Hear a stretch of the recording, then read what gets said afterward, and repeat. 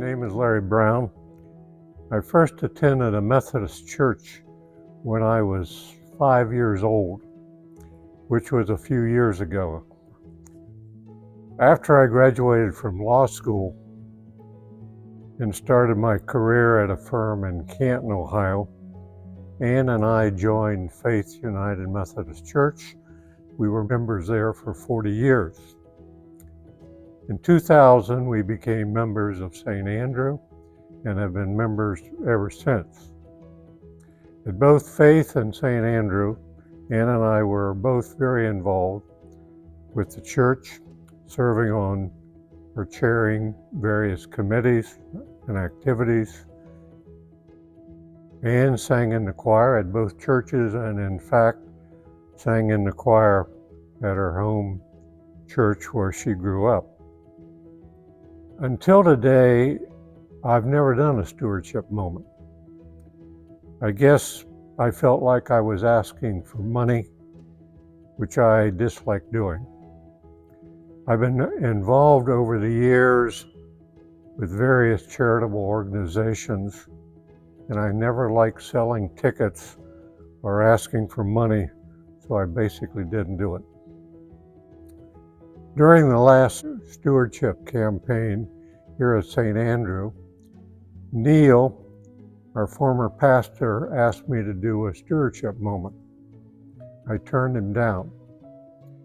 I have since regretted that I said no, and I guess I have felt a bit guilty.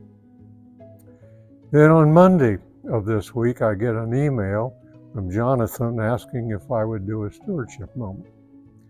He said I could talk about what stewardship, that is, giving, generosity, gifts, means to me. This time I accepted Jonathan's request. Since Ann and I were married, we have always given to the church. Maybe not so much, but at least something. Ann reminded me that when we were first married and living in a small one-bedroom apartment, Ann was teaching and I was going to law school, money was tight. Once people from the church called upon us during a stewardship campaign, and we pledged $100. That was big money for us at the time. And the people of the church actually seemed delighted. It was the beginning of our becoming cheerful givers.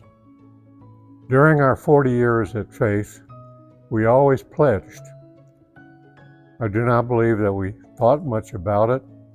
It was something our parents had done, and we continue to do so.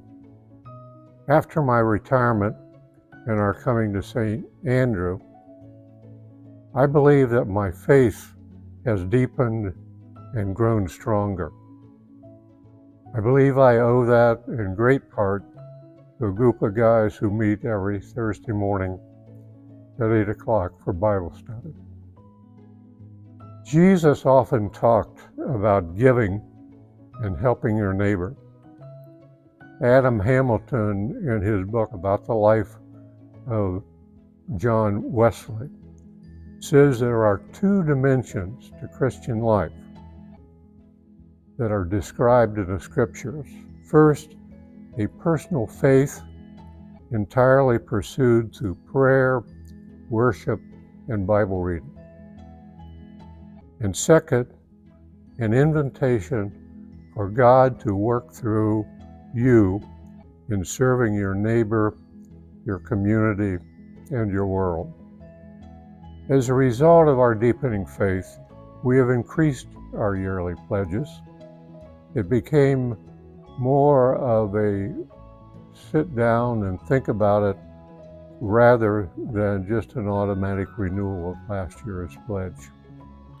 Because of a suggestion from Ed Wilcox, a former member of this church, I became a driver for Second Helpings. We collected food from stores that would otherwise have gone to waste and delivered it and distributed it to those who needed it, such as Deep Well and other food pantries.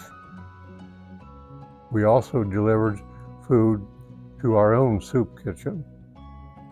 This and other activities increased our awareness of the needs of our community.